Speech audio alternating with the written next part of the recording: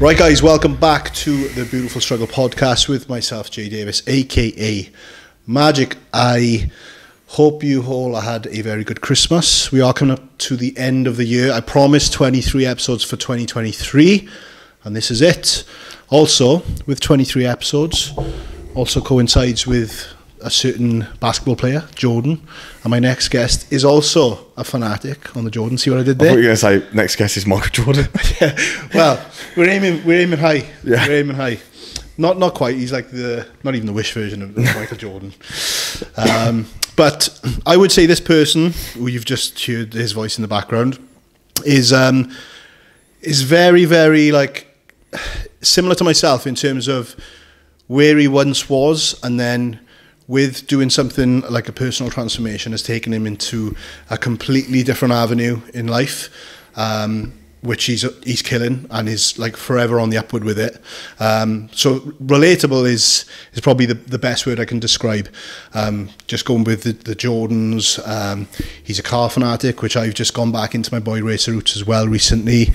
So without further ado, we are pleased to host. Thanks, mate. Coached by Christian, aka Christian Chapman. Welcome to the podcast. Thank you, mate. The Beautiful Struggle. Appreciate it. It's been a long time coming. I know. I think we've tried to organise it 4 times. We've tried to organise it 4 times, but you're busy. You're travelling all over the fucking globe as well, especially this year. Killed me. I think he got in about 20 minutes before I arrived today. So what's going on? What's 2023 been like? Busy. Busy. That's like the best word I can use for it. Is like, I feel like, you know, when you say to people, I found this a lot, when you tell people you're busy. Yeah, I get it. You don't get it. No, they don't. You don't get it. It's been mental. Like, I don't actually know how, when I look back, I think, I don't actually know how I've done that. And come out semi-alive. It's like tunnel vision, isn't it? When you're in there. Yeah, because you don't know anything. What else you do? What else are you going to do? They talk about the blur a lot, you know, when everything's going on. And you're not really taking it all in. Then before you know it, it's nearly New Year, and you're thinking back of the year, and you're like, fucking hell.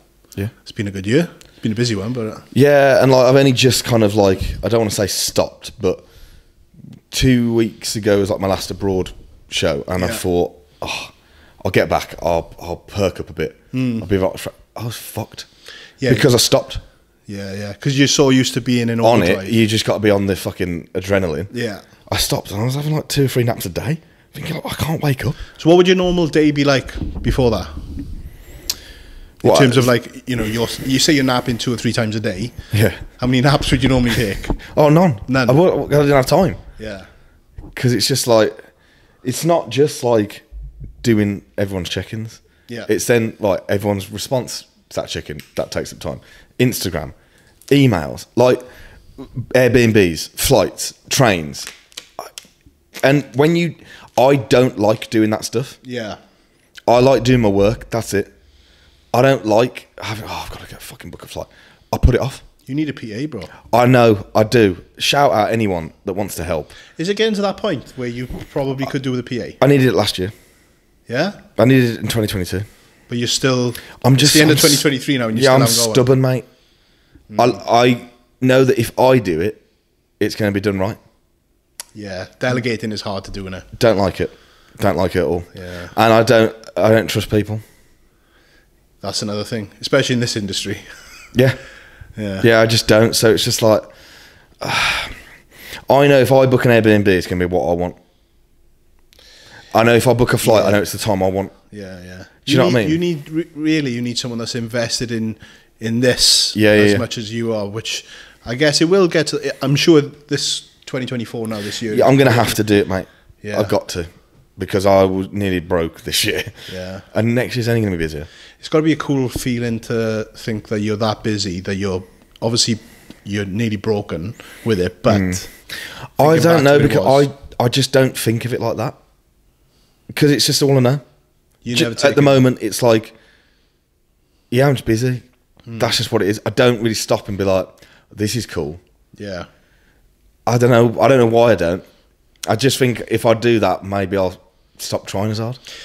Yeah, you might get complacent with it. And I hate people that are complacent. Yeah. Because that's just not me. I don't want to be like stagnant. I don't like it's like with physique goals, when that was like the be all and end all, maintenance phase. What's that? I've got to be doing something. I'm either dieting or I'm fucking gaining. Like I've got to be progressing somewhat. So before going too far into like where you're at right now, because I really want to dive into the transformation, you know, from not just the physique side of the transformation, obviously that you did do a massive weight loss transformation, but what that then opened doors for you to be where you're at today. So, because there's going to be a couple of people on you that might not know who you are. I know you're a big deal. There'll be loads of people that don't. I know you're a big deal. Fuck off. But yeah, I think if we just go back, because I think I saw the transformation picture and stuff before we even like touch base, I think, or come across each other on, you know, Pond Road or whatever. So what? Give the guys a background to kind of where you were. How many years ago was it before it kind of kicked off? Yeah, way before it kicked off, I guess, when you were still working wherever you were working before. Right. So I won't go like all the way back, but yeah, like, don't go too deep with it. Yeah. So went to nursery. No, shit my pants. Yeah, so, still doing them. Yeah, still do it now. Bit of a nightmare at school. Don't like learning about things I don't want to learn about, so I don't pay attention. Yeah. But I know this has definitely come to fruition now, in my opinion, and I've said it a lot recently. My teachers always used to say the same thing to me: "You'll get by just on your personality. That's it. So don't really worry about it." Fair one. Yeah. And my mum and dad said the same thing. He said, not that they didn't want me to try hard, because my brother's like the opposite of me. He's like super. He's like Rain Man. Like he's so intelligent. Yeah. Whereas I've got common sense, but like facts about the world and geography and shit, bro, I don't, you know. It's because you're not interested in it. No, I'm not interested. I don't care. I'll put it in on the sat nav and drive there. I don't need to know what road I'm going on. Yeah. Or where I'm going past. Just get me there. So, yeah, finished school, did my A-levels, did not want to go to university again. So I got straight into hospitality. So I just started working in Revolution Bar. Oh, standard. Vodka Revs. Behind the bar. Behind the bar. Yeah. First shift I was just like a bar backer, just helping out. And then they got me on the bar the week after, and mate, I fell in love with it. Oh, I was expecting the opposite then. Nah, I used to love it. I did it for 7 years. Not at Revs. Yeah. Well, about 7 or 8 years, yeah, and just moved my way up in bars. And again, very much what I'm like now still. If I get bored of something, what's next? Yeah. So I'd just leave. But right, where am I going now? Yeah. Right, it's got to be a better position. It's got to be more money. It's got to be in a better bar. Yeah. Whatever. And ended up like running a place that had like 100 staff.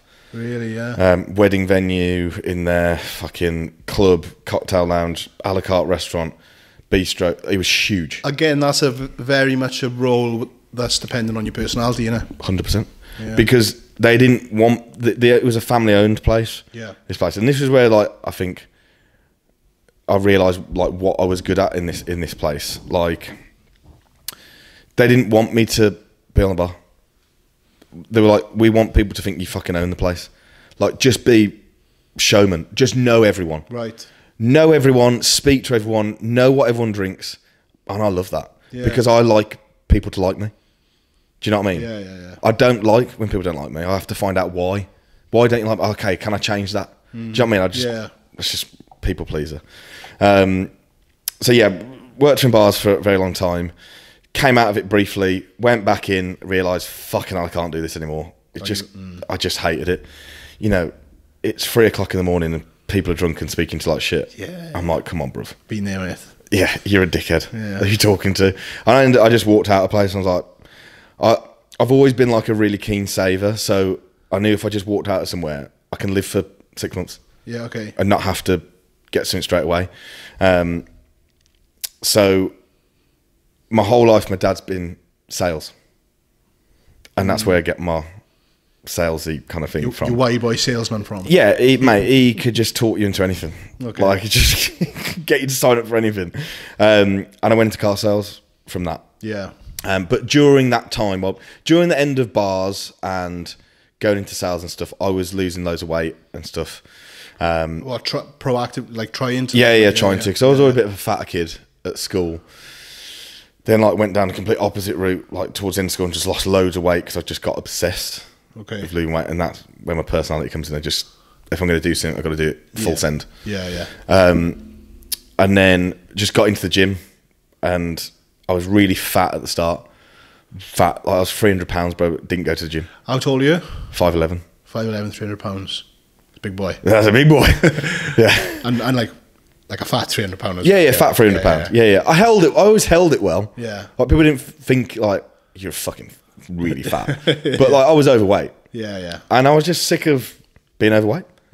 So, and I'd always been into like bodybuilding. Like I loved fucking Jay Cutler. Okay. Always used to love watching Jay Cutler stuff. Yeah. And there was a guy at the gym who was just massive, and I asked him to help me, and he did. Oh, and I lost like 9 stone, bro, in like a year. Fucking hell. And then like did a photo shoot at the end of it. And then obviously, because you put that out there online, people go, fucking hell, how'd you do that? Yeah. Can you give me some advice on how to lose weight? And that's how it all started. And that's what turned into Coached by Christian. Yeah, essentially. The initial catalyst, like. Yeah, so I was just helping mates for free, like. Not even charging, Nah, not charging people. It's quite a common story, that, isn't it? Yeah. It was always the way. I think, especially back then. Now it's. I've been coaching for 5 minutes. It's 250 quid a month, and I'm thinking, what are you on about, mate? So, yeah, I was selling minis, and I'd got up to like 25 clients on the side, paying clients. I thought, this is a nice little earn of this. And I remember being on a podcast with AJ Morris about 6 years ago. It's on YouTube. Don't look for it. Yes, I will. Oh, it's awful. I will put the link in the description here so we can all watch it. About 12 years old, mate. It's so bad. And he said, would you ever do it full time? No. Everyone's an online coach. Hate it. Don't want to be that guy. And then fucking hell, look what happened. There you are. And yeah, I got up to like 25, 30 clients, and it was like December pre-COVID. So it would have been December 2019. 2019, yeah. And I said to myself, right, I'm fucking sick of trying to sell cars to dickheads and listening to. I got on with my boss, but I don't like being told what to do. Yeah. I just don't like it. And there was a big boss there I really didn't get on with. But when the boss who liked me interviewed me for the job, I went to see his boss, and I walked in and said, I don't like you already. I was like, fucking hell. Oh, he said that? Yeah. Oh, shit. I was like, right, God, I'm standing a good chance here then. Yeah. Like, back then, I didn't know what to say. Yeah. Now if someone said that to me, like, okay, mate, fuck you. I suppose you were a kid then, or ish. Well, yeah, it's 6 years ago, probably. So it's like 25, 26. Yeah, kid then. Yeah, still a kid, man. Still a kid now. Yeah, still an idiot. So, yeah, worked there, and I was just like, I'm just not enjoying it anymore. And I miss I sometimes go back in and see that there's loads of people, same people work there still. Same lads and that. And I miss the camaraderie with it, and just the shit we used to get away with. Yeah. Oh, it was awful. You know, I'd crashed cars 45 minutes before I handed them over. Oh, really? Yeah. You got away with anything there, mate? Or just going out for a crack in the cars? Nah, I remember I reversed a Mini into an X5 about an hour before it was meant to be handed over. Oh, really? Just fucking... Drove it to the body shop, found a Cooper S with the same bumper and same colour. Got the guys to swap them over, took it back. Here's your car, mate, looking fresh. I doubt anyone's watching this. The ball fuck them, even if they are. I remember the customer's name. Yeah. I do remember the customer. I'm not going to say it, but anyway, yeah, I was just sick of it. Not sick of it. It's not what I wanted to do. Yeah. And I thought, well, if I've got 25, 30 clients, that's decent living, but I'd got used to 2 incomes at that point. So I was like, well, I don't want to leave one. I don't want to get rid of one. Yeah. And it don't work. And then fuck, what do you do? So I made all this plan in my head. Well, in my head, I put it on my notes on my phone because that's what I do. I note everything down. Everything. Yeah, awful for it. And it's like, this is what I'm going to do. This is how I'm going to get it bigger. This is how many clients I want before I leave, and all this sort of stuff. And I'd set a target in my head, 50 clients. I look back at that, I think that's fucking, I wouldn't have been able to do it. Yeah, but you weren't aware of how, yeah. And you didn't have the cars you got now, mate, so you know. True. I'm going to a bit higher now. Yeah, so it was about 28, 30, something like that. And then COVID happened. Yeah. And I thought, oh, fuck. This is going to fuck all my plans. Yeah. And first week, I lost like 2 clients and gained like 11. Oh, really? And I was like, shit. So you were full-time at this point? Or had you made the... No, so when they announced COVID, I was still working. Oh, yeah, of course.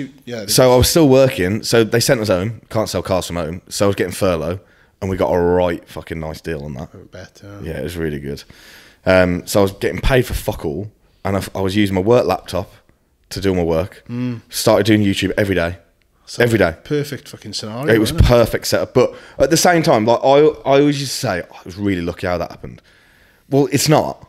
I mean, there's an element of luck there, but at the same time, I then proactively did everything I could to not go back there. Yeah. So I was doing a photo shoot prep anyway, which I carried on, and people were like, "You're doing that whilst this is all going on?" I'm like, "Yep." Got absolutely skinned for it, which was bringing people in. Yeah. Everyone wants to be coached by the guy that's peeled. It's just organic, isn't it? Just rolls in. And then I think I was on furlough for probably like 5 or 6 months or something like that. And when they rang me to go back in, I had 80 clients. And I was like, I can't go back. I didn't say anything on the phone. Yeah. They're like, yeah, you're going to come back on the Wednesday, something. I was like, yeah, no worries. And I drove in on the Tuesday, the day before, and I rang my boss when I was outside because I was too nervous to go in. Honestly, I was driving over there, I thought I was just going to vomit everywhere. Never. I just didn't want to do it. I was so scared because I was just thinking, well, what if 79 people leave tomorrow? Okay. Do you know what I mean? Yeah. I know that's not going to happen. You don't fucking know, though. Yeah, but you're the type of person that's just going to put that process in your head anyway, innit? Yeah, that's just what I'm like. I doubt things. And then I rang him and said, can you come outside? He was like, yeah, sound. And it was the guy I liked. Yeah, okay, we're in the prick. And he weren't the prick. And I ran down the window. I was like, he's like, what are you doing here day early? I was like, need to talk to you. He's like, you're leaving, aren't you? I was like, yeah. He said, fair fucking play. Yeah. I was like, what do you need me to do? Because I can't give you a notice because I can't work it. Yeah. He said, I don't really know what to do, but you just come inside.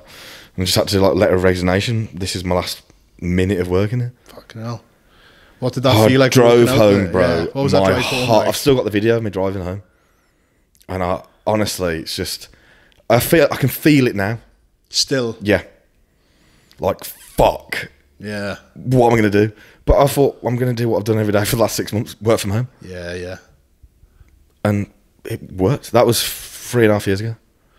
Fuck, and the rest is history, as they say. And I think like 3.5, that's a long time and stuff. But I was speaking to someone in the gym actually. Someone I rate her as a person. She's fucking knows what she's on about. And she was like, 3 years to go from like not really anything to someone people actually rate. Yeah, that's quite quick. And I'm like, oh shit, yeah, that's pretty quick, isn't it? Yeah, it's rapid. Yeah, it's rapid. Because I remember this kind of happening because I'm sure you put something up on Instagram to say that you'd done it. Yeah, I definitely did. I think it was. I'm like a document. Was it everything. Carl? Did you have a conversation with Carl or something about it? Yep. I think this is what I've seen. So, I've got a group chat on my phone, Bloke Gods. And it's me. Bloke Gods? Bloat Gods? Yeah, Bloke Gods. Right. It's me, Cal, yeah, Tom Ames, Joe Jeffrey, Matt Strong. And we've had this group chat for about 6 years. That's not even a joke. Right. It's, oh God, the shit in that chat. Still going on now? It's still going on now, every day. We're probably chatting there every day. Never. We had Bloke Gods reunion in January. Can't wait. Sushi Town, let's get it. And I rate Cal and we get on and I've known him for a long time now. And I was saying to him like privately out of the group, like, I think I could leave. And he was just like, he just said a lot of things that like have stuck in my head. Yeah. And I was like, fuck, I've got to do it now. Yeah. And man, yeah, that feels like so long ago. I remember it. And I definitely put a post up about that. Yeah. Because I remember when I bought my first McLaren and Cal put pictures up. And because Loki had took them and put them straight on Insta. Yeah. And he'd done like a whole post like of getting our texts up. Perhaps that's what I saw. It would have been, and he was just like, a couple of years ago, I was just saying, leave your job. Yeah. And I was it's sick, mate. Because it's weird. Even though it's not that long ago, with what you've done in the amount of time that obviously from then to now, feels like 10 years. It's probably what people doing it 3 years before you or 4 years before you still haven't done because they haven't. Yeah, I don't like talking about it like that though. I know, but I don't like to think like, oh, I'm better than this person. It's not about looking at it in that way. It's about you going after it 150 fucking % and achieving what you set out to do when you were fucking sitting in the house on fucking photo shoot prep in COVID. Yeah. There was a plan there, wasn't there? And you've nailed it in 3 years. So you should have your flowers. But the thing is, like, I don't know what the plan is. No. So when people say, "Oh, like, 5 year plan," what are you looking for? What are you looking to do next year? More of this. Yeah. Whatever it takes you, kind of thing. Yeah. I don't like thinking like that. Yeah. So you've never had a 5 year plan. No. I had that plan at the start of before COVID to leave my job that year. That was it. And just like I wanted to earn.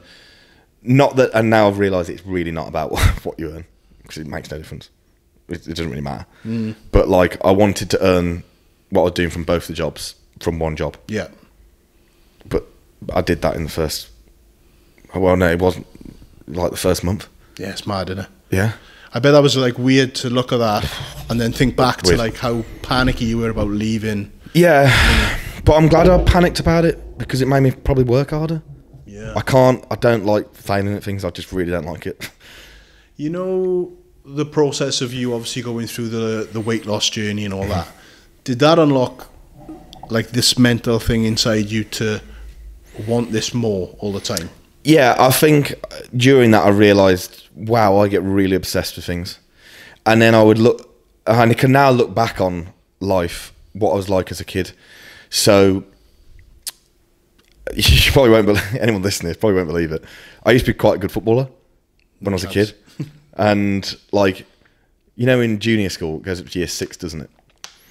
I was playing in the A team in year 5, which was the first time that had ever happened in the school. All right. And then when I got into year 6, I was captain of the A team, and then played in like a Sunday league team. I was a decent player. Mm-hmm. Went off it. Right, what's the next thing? Oh, okay. Started playing tennis. Got pretty good at tennis. Started playing badminton. Got pretty good at badminton. Fucking hell, what else? Sport?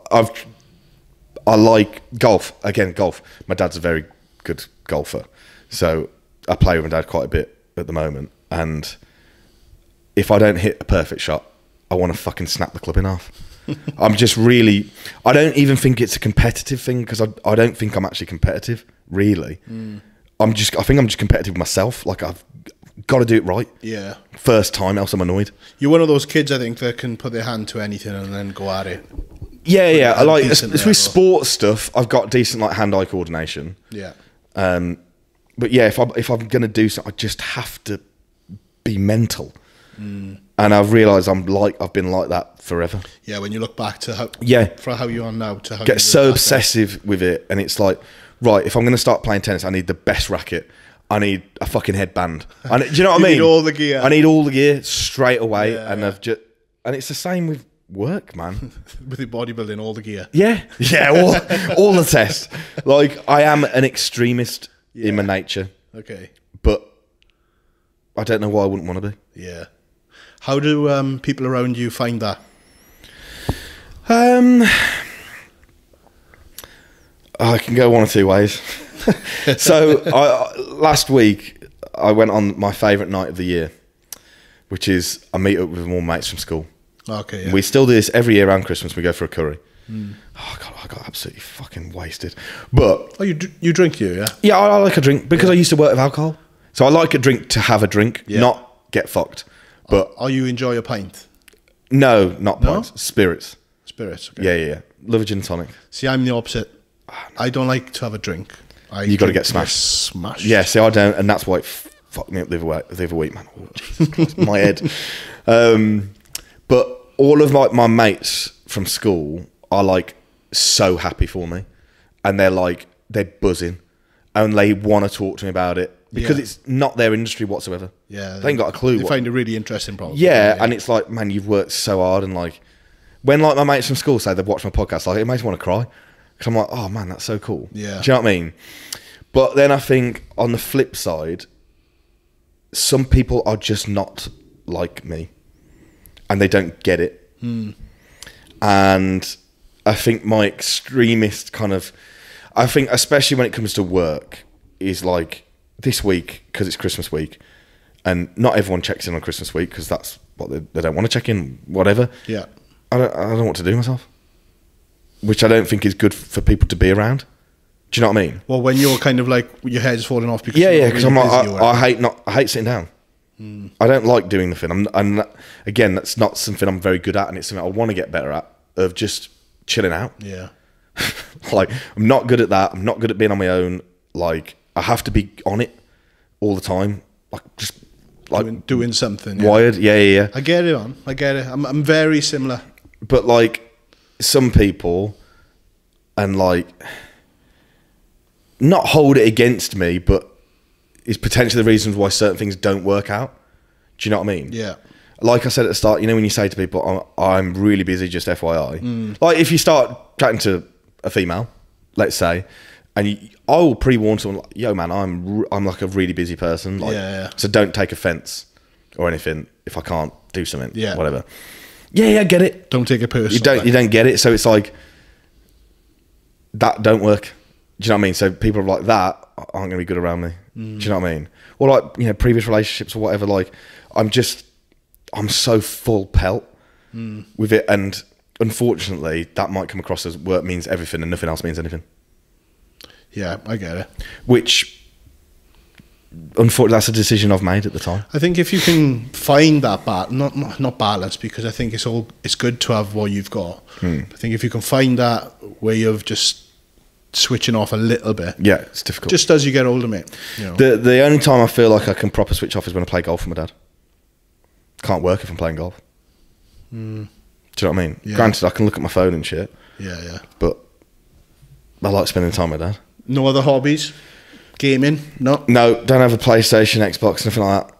I watch a lot of YouTube, which it's not a hobby. No. Really, is it? I love watching films. I do love watching films. I find it hard to concentrate these days. Yeah, yeah. But I do love films.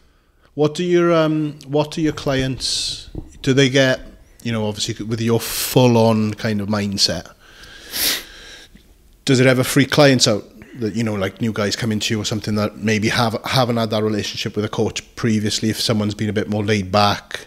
Have you ever come across that or not? No, because I think with me, especially the background that I come from in terms of hospitality, you need to learn how to speak to 1,000 different personalities. That's true.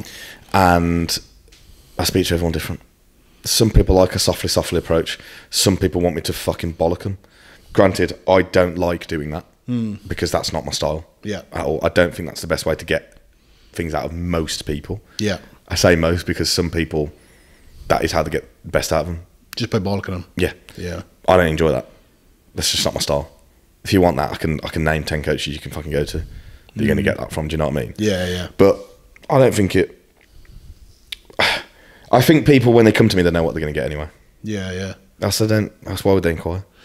Yeah, because your profile in terms of on socials and stuff has obviously grown as your coaching has grown, and I think, like you said, you did YouTube every day in COVID, was it? Yeah, pretty much. Was that just vlogs and stuff? Was it? Yeah, yeah. Just did it myself on my phone. Just vlogging. Yeah, vlogging. Hated it. You're still doing it now, though? Yeah, but I have someone do it for me. Thank God. So you don't mind actually doing the content? It's you doing it yourself personally, editing and stuff, or? I don't mind doing the content. Yeah. I know it comes across sometimes I love it. You love it. But I have to have it look like that. Yep. Really. No one wants to be coached by a fucking miserable bastard. No. I find it hard when I don't want to switch it on. But I have to. I find it exhausting. Yeah, yeah. I do find it and Liam will know, and he won't mind me saying it. Sometimes I just need to go and be alone and just not talk. Yeah, yeah. Because I do find it overwhelming, because when I'm working I want to do the fucking best job possible and I need to be on it, and if I'm seeing a client in person I want to do the fucking best job, and I don't want to feel like I'm distracted. Liam doesn't distract me. He's very good at what he does. Yeah. But sometimes I don't want to have in my head, this is being filmed. Do you know what I mean? Yeah, because subconsciously it's there. You know it's there. And sometimes I'm just like, I don't want to do this today. Yeah. It is exhausting being filmed all the time. And like, I was speaking to the lads at this Christmas curry about it, to be fair, because they're like, oh, all these countries you've been and stuff. I'm like, I know it looks cool. I'm fucking shattered. Yeah. Like, travelling's the hardest bit. Yeah. Because I don't like anything obstructing my actual work. Yeah, when I was making like the artwork for this, I went on your profile and I was just looking through some of your posts to see kind of what you were putting in the things. And I think there was one of you as standard in the airport on your laptop kind of shot, but then I think you put in the caption saying like, no matter where you are, you don't want it to kind of, you know, take away from your coaching back home in UK times, etc. So. Yeah, I hate it, because I like delivering something very consistent, and I love when someone messages me back after getting a check-in, fuck me, that was quick, bro. Yeah. I'm like, yeah, because I'm on it. And unfortunately in this day and age, not a lot of people are actually on it, I don't think. In terms of, I'm not going to ask you to name names there, but like, in terms of like... Right, so... would you say like the higher level coaches we see day in, day out on social media? Yeah, yeah, and I think that's because potentially people get comfortable with where they're at. Oh, well, I can just live off the name. Well, I don't think my name means shit, so I need to keep that up. Do you know what I mean? I don't want to ever drop the ball. Like I've got a phobia of it. Like I don't want anyone to ever leave me and say it's because of this. Because 99% of the time someone leaves, it's normally financial or they've got what they needed out of it then. Yeah. Do you know what I mean? I don't just coach competitors. So when it's someone lifestyle, the idea is to not coach them in the end. Because they can go away and use what they've learned and coach themselves. Well, not coach themselves, but just live life. Yeah. But if anyone ever said, I'm leaving because your service is shit, fucking hell, mate, I'd be out that window. It would break you, would it? Yeah, it would really break me. And that's why I haven't let it slip, because I'm so scared of it. Like, I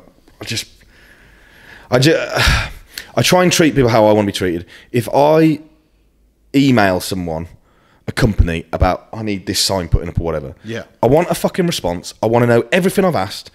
When are you going to be here to do it? Not that I'm demanding, but unfortunately, we live in a world where I can go on Amazon and get the same thing the same day. Yeah.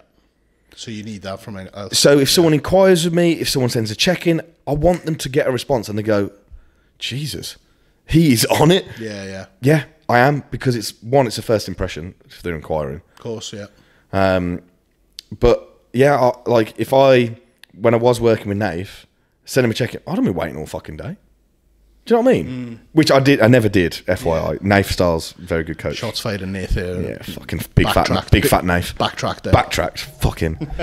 Nath is actually coming on the podcast. Yes, honestly, I'm telling you now, one of the nicest guys in the industry. He is. He's a good by guy. Far, and just a really good person, which I think is rare. It's very rare. Very rare. But no, if I'm gonna do something, I want to do it properly, and I don't want people to wait ever. Everything you were saying is always tailing back to how you were as a kid with all these fucking sports you were taking on, and you wanted to do it properly. Yeah. So if I'm going to do something, I want to be the best at it. Yeah. I don't think I'm anywhere near that. I'm not, but that's what keeps me going. Yeah. Because I'm like, right, how can I get to that? But even if I did get to that whatever magical thing I'm looking for, I'm never going to know that I've hit it anyway, because I'm going to keep going anyway. Yeah. This question is probably not like a really good question, but do you think you'll ever get to the point with coaching where you've been with the sports when you grew up, where you go, I think I've done everything I want to do here, and move on to the next thing? Honestly, I don't know the answer to that. Yeah. Because I never thought I'd get bored of being in on the bar. Is there any other interest in your life at the moment, other than fucking trainers and cars? Trainers and cars. I can't really think about making a living out of that. And they're not going to take you away from coaching, yeah? No. It's a shit question, to be fair. But no, it's not a shit question, because my tongue. It's made me think, and no one's ever asked it me. Yeah. So it's a good question. I suppose so. I don't want to get bored of it. Yeah. I really don't. That's the right answer, isn't it? Because I do genuinely love it. Granted, I have shit days where I think, fuck me, am I going to get a good check-in today? Yeah. Do you know what I mean? Because at the end of the day, check-ins is a place for a lot of people to unload their stuff. Yeah. And mentally, it's really difficult, because I'll come off one, I'm out of breath. I'm like, Jesus, that was heavy. Right, I've got to do the next one now and put a smile on my face. Fucking hell. And then I'm like, right, well, who's listening to my shit? So I have shit days, but at the same time, I'm not asking my boss when I can go to the toilet. And I'm not asking when I can eat a fucking meal. And I can go to the gym at whatever time I want. Granted, I choose to do it when I've done my work, but that's just, I like to have structure. But no, I really don't want to get bored. I love it. I love it. And I think everyone knows I love it. You love it? The industry itself, obviously, every industry's got its pros and cons. The cons, I think if someone like yourself was ever to walk away from it, or we shouldn't be talking about this kind of topic really, but I think if it was anything that was going to steer away someone that's really passionate about their fucking craft and what they do and their role, is probably the bullshit that goes on in the industry. Because I've been there with myself in the past, just from a personal experience with DJing and stuff. Yeah. I walked away from it because there was so much bullshit going on. Yeah. Obviously, I'm in a different lane now with videography and everything like that. But I see all that still happens, and because I've lived there already in the DJ kind of scene, I'm aware of it, and it's like, let it go over my head. But that's what I'm like. That's what you like, yeah. Yeah, because look, I've made so many friends in this industry, and like other coaches that are like, I call them really close friends. You see them every fucking week. Do you know what I mean? And Bro, you hang around with the people that you know are going to bring something to you. Do you know what I mean? I know who brings bullshit. Yeah. Because I can see straight fucking through it. And I think anyone that's got half a fucking brain can also see it. It would never drive me away from the industry. Like, I love going, like, as much as I get severe anxiety going to shows, but I know I'm going to end seeing people I want to see. Yeah. There's going to be people there that I don't want to see, but I'm good at just being a nice guy. Yeah, yeah. Because I don't like falling out with people. I don't like having arguments with people, especially when I'm going to see them all the time. But there is a lot of bullshit in this industry, and I used to let it wind me up, and still sometimes I'm like, oh, what the fuck, like. But it only winds me up because I'm passionate about this industry. Yeah. Do you know what I mean? But at the same time, what the fuck's it to do with me? What they're doing? You've just got to smile and wave. Yeah, because I know, like, people will say shit about me in this industry and whatever. Okay. Do you ever hear that? You know what? Like, I don't want to sound like a big head. This is because I'm not like that, bro. I'm the most fucking. I don't know. No, I don't fucking like believe in myself and all that shit. You know what I'm like? I got a lot of self doubt and stuff. I hear shit about absolutely fucking everyone.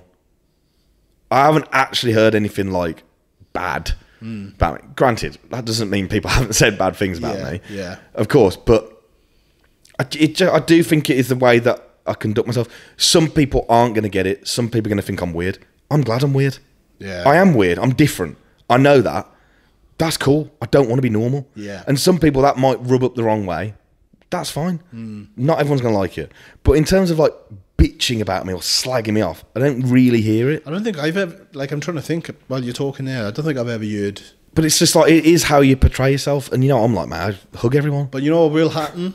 The bigger this becomes, it just is what it is. Yeah, it is. And I used to be not good at like taking like I do take everything personally, but that's just because I like everyone to like me. Yeah. But there's going to be times where someone doesn't like me. That's okay. I'm too busy to really worry about it. Mm-hmm. And if someone's got a real big problem with it, but they'll come and tell me. Well, they should do. And if it's constructive, I'll say, okay, I'll take that on board. Yeah, yeah. If they're just being a bellend, I'm probably going to say, you're being a bellend. So, do you know what I mean? Yeah, yeah. I'm trying to find the answers to the pop-up question box. For some reason, Instagram is just playing absolute fuck today. Playing silly buggers. And it's not showing up. There's a couple on there, but I'm just going to like bounce in between all of them as we go along. Okay, so moving on, because I really want to dive into the car thing. Because I'm looking around and I'm seeing books with cars on. There's pictures over there with cars on. Has that always been a thing? Always. Always. Loved cars since I was a kid. Were you part of the Citroen Saxo Fast and Furious crew with neon lights underneath? Never had neon lights underneath, but it definitely wouldn't stop me having them. Did you have a Saxo? I didn't have a Saxo. I had a 106 GTI. It's the same car. It's the same car, better though. Better. Cult. Bro, they're worth dough now. Did you have a pearl fucking paint job on it? No, it was Diablo red. I remember the registration plate. AE52 KS52 AED. I don't know. Sticks. I can remember my first car's registration plate. I had a Ford Fiesta Mark 5 ZTEC S. Yeah. Black wheels. KR51 NHN. Were they all sport specs? Yeah. I got to have the best. So I had the fastest car in 6.4. See, it's a trend, mate. It is. No, it is. And it's not me trying to like one-up people at all. I just want better for me. Do you know what I mean? But yeah, since I was a kid, man, you know, I had toy cars. Me and my dad always used to watch F1. As soon as I can drive, I had to have the fastest car. Yeah. Blew the engine up in the first 2 months, put a bigger engine in it. You know, I was a fucking nightmare. You know, with the car thing, do you go to like car meets and all that stuff? So when I had the chavvy cars, yeah, man, McDonald's. When I had chavvy cars, you know. What are you trying to say? I've got chavvy cars now for the listeners. Oh no! Let them know what cars you got. No, because it sounds like I'm being a. That's exactly what I'm trying to do. I'm not a chavvy. Is that not chavvy? No. But yeah, so I'd always go to like car meets and stuff. Yeah. Okay. But then as the cars got better, I was getting invited to like cool things, like really cool things. Yeah. Like honestly, this year, and again, this is not me bragging or showing off, because I don't think it's anything to brag or show off about. I've been to some really fucking cool things in those cars. Yeah. Really fucking cool. What, did you get invited to them and that? Yeah, so I'm in a group called SUPERCAR Drivers Club. Right. Managed to get in it for free. Fucking buzzing, because it's fucking expensive. Yeah. And there is something on pretty much every week, but it's like mental shit. Like, you know, tour around the McLaren factory and stuff. Yeah. And they organise it all and stuff. And the best one I went to this year it's called the Secret Meet, and it was at Donington. And my car there it's the worst car there. Really? You know, you're in the car park, mate. Do you know what I mean? There's fucking Zondas, Enzos, F50s, F40s, McLaren F1s, stuff like that. Just people just bring out, and I'm like, what the fuck? Like, you think you're doing well? Go somewhere like that. Go somewhere like that, yeah. You're not doing anything. It's kind of like bodybuilding, bro. You think you're doing well, and then you go and hang around the fucking pros like me, and then I'm like, don't even know why I'm fucking bothered. Well, it's the same in anything really, isn't it? Yeah. But yeah, I've been to some cool things this year with those, and I love it. Yeah. It's something, again, like if I go and drive that, I'm not thinking about bodybuilding. You can switch off from 100%. work and bodybuilding and everything like that. And like, again, like anyone that doesn't know me, they're probably going to think, what a fucking show off. No, he's definitely not. I am a car fanatic, and I'm in a position where I can do it now. Fuck me, I'm going to do it, because that's just what I love cars. You've changed your cars a lot as well. Yes. I think I remember seeing a time on Instagram where there was like a new car popping up every couple of fucking weeks or months or whatever it was. I remember them being, and they weren't just run-of-the-mill cars, they were like bang-ups. I wanted to, this year I ticked off some proper like childhood dream cars. Yeah. Like I bought quite an old 911 that I always wanted to have, and my dad always wanted to have, so me and my dad shared that. Yeah, that's cool. That's cool. I bought an E60 M5, if anyone knows what that is. BMW M5. It was the one with the 5 litre V10. Right. Out of like an F1 car, basically. Oh, shit, yeah. Drove it 10 times, broke down at 8. It was awful. That was a big financial mistake. I lost a lot of money with that. But I ticked it off. I wanted a full fat Range Rover, because I've never had a Range Rover. Ticked that off. Like, I did loads of cars this year. Just this year? How many cars? This year and last year. How many cars have I had in total? How many cars this year and last year then? Like when you've been on this rampage of fucking changing your cars. I've got a list. Of course he's got a list. You know why I did it? In your notepad? No, I did it for I did it for a podcast. In the last, 2 years? Yeah. Or since I left my job. Since I left my job. Let's do since you left your job, yeah. 12. Yeah. 12. 3 years. 12 cars in 3 years. Yeah. Fuck. And they're not just cars, are they? No, well, sometimes I had 3 at a time. These are cars. Yeah, cars. Well, there's 2 out there. I fucking pulled it. I thought he had 1 car, which was the one I've seen on Insta on that. Which one? The McLaren. Yeah, the McLaren. And I pulled up and there's fucking 2 cars there with CBC on the number plate. I'm like, CBC, fuck you. 2 fucking cars. Yeah. One's for the business though, which was a... Oh, fuck off. It's electric. That Porsche is electric. Fun for the business. Well, it's loads of tax fucking pay. Yeah, but fuck off. Yeah. It's a cool hobby to have though. Like I said, I've dabbled back into the cars recently. Because I never used to be on your level with it, but I used to be a boy racer back in the day. Yeah, I was such a twat. I'm still a twat in that McLaren, to be fair. Oh, yeah. But I had a big moment in it the other night. Oh, wow. I thought it was one of those life flash before my eyes. Was it? Yeah. Do you want to delve into it? Maybe not. Maybe not. Okay. Moving on. The thing is, when something goes wrong in that, you're going fast. Yeah. Very fast. So you just got to be careful, man. How fast have you been in it, bro? I'm not editing it out. So on a private runway, obviously. Yeah, on a private runway. 186. Fuck. And things are moving fast at that speed, bro. Yeah. I remember... The runway lights were... Phew. I'm not going to say who this person was. The first time I'd ever fucking been that fast in the car. And we were on the M5 or the M6 at like 5 o'clock in the morning on the way to a airport to go to a show. Yeah. 180 up the fucking M5. And I'm like, I've got fucking kids back home. Yeah. Yeah. It does. I've had a few moments in that. And to be fair, when I bought that, I'd had a McLaren before it, but a couple of levels down. Yeah. And as I was driving out the showroom, the guy, I got him so well. We still chat quite a bit. Probably trying to sell me something else. You probably buy it as well. He was doing what I was doing what I was doing when I was selling it. Yeah. How's it going, mate? How's that car? He said, look, mate, we know you've driven some cars. He said, this is next level, bro. Yeah. He says, we had a guy pick up a 720S about 3 or 4 weeks ago. Rang us 2 hours later after taking it out and binned it. Oh, Jesus. He said, they are another level. And I was like, yeah, no worries. And I had a fright on the way home in it. On the way in home? like 4th gear. On a dual carriageway, just spat me onto the next lane. I was like, whoa. Fuck me. Yeah. Do you take it out much?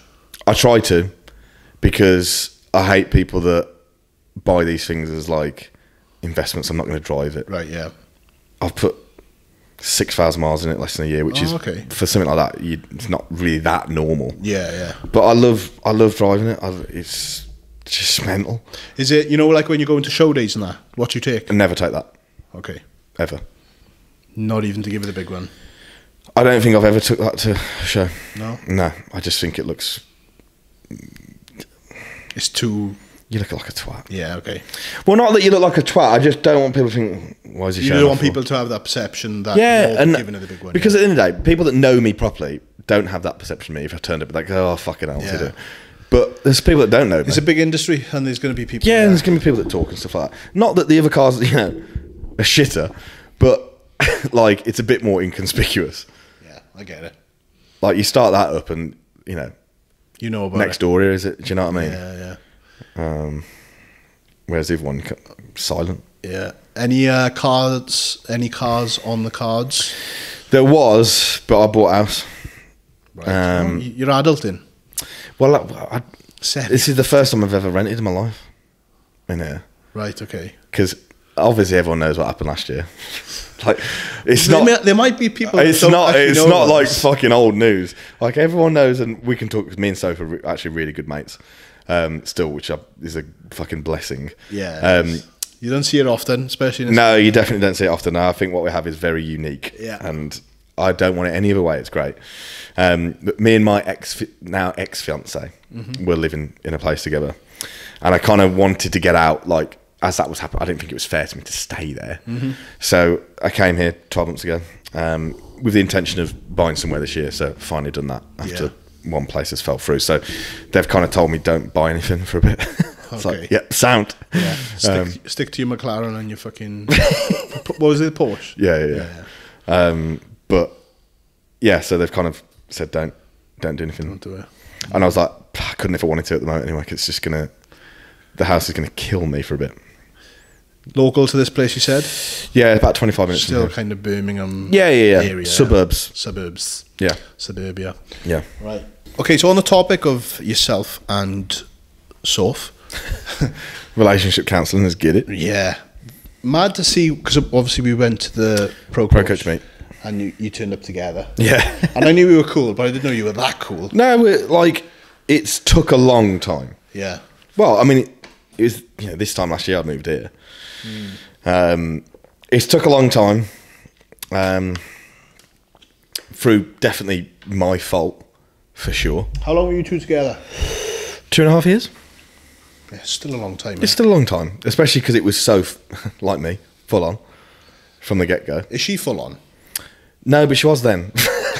She was at the start of that, and then realised she hated me. No, it's fuck just this guy. Yeah, fuck this guy. I can't live with this dickhead. I don't blame her at the time. I think we're both going through a very transitional period of life, and I don't think my work helps. We're like very opposite when it comes to like work stuff. Okay. So I'd work 8 days a week if there was. Soph would work 2 if she could. Do you know what I mean? Which is, there's nothing wrong with that at all. Absolutely fuck all wrong with that. People just have different ideas of what happiness or success or what is. Her idea of success is I can work 2 days a week and live and go on holiday and stuff like that. I saw this on maybe the podcast you did together where she said she likes to switch off and have her time. Yeah. Whereas you're always like I'm just on. Yeah. Which is it's opposites and Yeah. But that's not like obviously like the main reason was my work. Do you know what I mean? There was a lot of stuff going on at the time. But no, the relationship we have now is actually hilarious. Is it? Because I tell her about everything, and she tells me about everything, Yeah. Well, yeah. I remember you said it's hilarious. It's hilarious, and people like some people aren't gonna get that, which is fine. But the right people will get it. Yeah. Do you know what I mean? Is it funny, like, because obviously you split up? I mean, you just said that she tells you everything. So is it funny when she tells you about like certain people in the game maybe getting in touch? Or, does she have that? Yeah, but it's the same vice versa. Like, do you know what I mean? Yeah. At the end of the day, you don't want to think about your fucking ex-fiance shagging someone. No. But at the same time, I just want her to be happy. That's all I want. Do you know what I mean? There's some fucking dicks in this industry where I'm like, this is where I was trying to go with it. Yeah, I knew you were. Don't try and be my mate and also try and shag my ex-missus. Just come out and say it. Do you know what I mean? I'd rather someone come to me, look, bro, I know we're mates, but I really want to. No, I'd appreciate if they don't go on a fucking me your ex-missus. Yeah. But if they said, I'm thinking about talking to your ex-missus. Yeah, man, go for it. Cool, man. Yeah. But don't be a snake. Yeah, the problem is, unfortunately, everyone in this industry knows everyone's fucking business. Yeah. And whoever, if she's going to go with someone in this industry, I'm going to know who they are. And they're going to know who I am. Do you know what I mean? Just fucking be honest. Yeah. Just say it, because, me and Soph don't care. Like, we just don't. Do you know what I mean? She's going to have her opinion on people I'm with. I'm going to have my opinion on people that she's with. Yeah. That doesn't matter. My opinion doesn't matter at that point. For the viewers and listeners then, what would you say is your number one advice? What are you going to say then? What's Soph's best qualities? The glutes. That's coming up. That's the next. Glutes. That's part 3. What would you say is the biggest bit of advice you'd give anyone like getting into a relationship with someone in the industry? Because I've seen so many relationships, obviously, with my job as Magic Eye. Being around the scene, I've said this before, I'm like the bodybuilding barber, because everyone tells me their business and this gossip, that gossip, and I hear it all. I keep it in here, but it's like, fucking hell, I hear so many stories. Fuck me, Liam knows everything about me, my videographer. Exactly. Fucking hell, he could absolutely do me over. That's it. So keep him sweet, bro. You're fucking right. Pay him on time. Start fucking paying Liam a bit more. Don't tell him that, he already wants more. But yeah, it's like, what would you say? It's hard, man. It's like, but at the same, you can say that about anything. You just need to be like, I've learned that I need to be way more brutally honest. I don't like upsetting people, so a few white lies here and there. Do you know what I mean? To kind of keep the situation okay. Yeah, I've learned very, very quick that honesty is the best policy, and if the right person will get it, and look, it depends on you need to just set your things from the off. Like when me and Soph met each other, this was a thing, but it fucking ain't what it's like now. Okay. And I wasn't expecting it to go like that, and work overtook everything. I didn't know that was going to happen. Yeah. If I knew that was what it was from the start, I probably would have outlined that. Do you know what I mean? Yeah. But at the start of it, work meant something to me, but it wasn't this is my everything. Yeah. Do you know what I mean? Like you said, it snowballed quite quick, didn't it? It too quick, if anything. Too quick. Rapid. And I think Soph would say, like, I lost sight of a lot of other things in life. Do you know what I mean? I.e. her. Yeah, her, my family, everyone, friends, everything. Because I was just so hell-bent on better, more. And again, her idea of success and stuff is completely different to mine. Yeah. Completely. And I definitely like lost my way kind of thing with it. Yeah. And when it was over, it was like, fuck this, I'm just going to fucking throw everything to work. Yeah. And that was my kind of how to deal with it, maybe. Disguise. Yeah, okay. That's how I deal with everything. Is throw myself at work. Yeah. And do more and more and more. Which at the time feels right to do, but then when the situation hits you 6 months later, you think, oh, fuck, I could have dealt with it at the start. Do you know what I mean? Which it did. And like, I don't care about fucking admitting that. Like, Soph knows everything. Yeah. Do you know what I mean? So, just set your things from the start, man. Set your things from the start. Like, what are your goals and stuff? Like, you got the dynamic so it don't work. But I think the dynamic of like someone who's also very goal work driven does work. Do you think? For me, it does. Do you think that would work? Yes, because it motivates me more, and that in turn motivates them more. 100%. But with the relationship work? With the right person. Again, it's impossible to say, isn't it? Yeah, it is. You have to find someone. Ladies, please apply. Don't. Please don't. I get the impression, though. Oh, God. I don't know you super well, but I know you well enough that I get the impression that you are someone that, even though you are so driven by work, you're still not someone that likes to be on their own. Don't like it. I'm shit at it. So I'm right with that. You couldn't be more right. I'm fucking good, aren't I? I'm really bad at it. I might do it soft city last week. Yeah. So mugging me off. Yeah. She knows as much as anyone, bro, and I know what I have to do. I'm not good at doing it because, like, I don't see anything wrong with wanting company. Yeah. I don't see anything wrong with that. But at the same time, it doesn't get me better at when times are shit and I've got to be on my own. I'm not good at dealing with it. Because then I work where I live. I sit and talk to a screen all day. I then go to the gym, see the same people every day. I come home. What do I do now? What do I do? So I have to work and think of things to do more work. Yeah, yeah. Right, well, I'm going to start doing consults and business consults and all that sort of shit. That fills time. But then I'm still going to bed and there's no one here. Do you know what I mean? Yeah, yeah. And look, there's nothing wrong with that. No. Look, I'm not going to like start slagging myself off. I'm just not good being alone. I'm not good at it. I'm getting better because I'm forcing myself to do it. Yeah, you're forcing yourself. Like, you're going away like in a day or two. That from the conversation we had up in Ultimate the other week, you have forced yourself to do that, to switch off and have that time. Well, it's more, to be honest, more of it is to actually have a break from work. Have a break, yeah. Because I'm exhausted. How do you think you'll deal with that, though? Fine. I've done it before. Yeah? Granted, I've done it at times when I'm not this busy, but I've done the same thing I did the last time. I normally have a week off once a year, which, when you actually say it, that's awful. It's terrible, man. It's fucking awful. Yeah. And I've always said, and luckily no one's ever had a problem with it, but I would say to someone if they had a problem with it, how many holidays do you get from work and you still get paid? 28? Something like that? Yeah. I'm taking 7. Fuck off. Do you know what I mean? But I do the same thing every time. I'll send a Loom video out to every client and just say, these are the days I'm not working. I'm taking some time off. It's normally around Christmas time because it's easiest to do. Easiest time, yeah. If I've got prep clients, they're still checking in, but I'm just WhatsApping them. Yeah.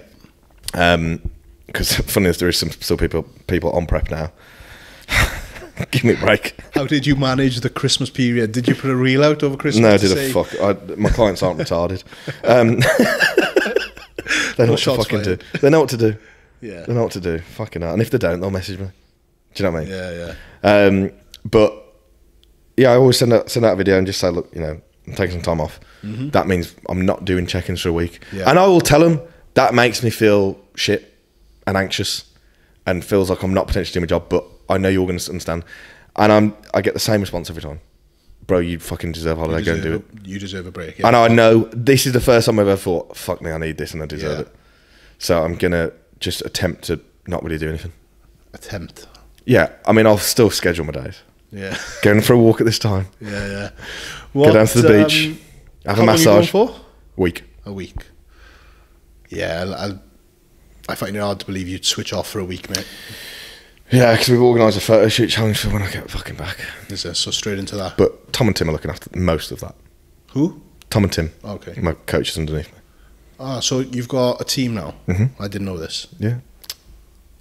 Yeah. Like, I'm not a stalker. Nick, Magic Eye, not doing his fucking research, bro. Please, I like to wing it. Yeah, I got two coaches under me. Ah, nice. Tim and Tom. Tim and Tom. Legends. One of the best things I've done this year. 100%. Yeah? Yeah, loved it. So it's a team. It's like a family. It's a class.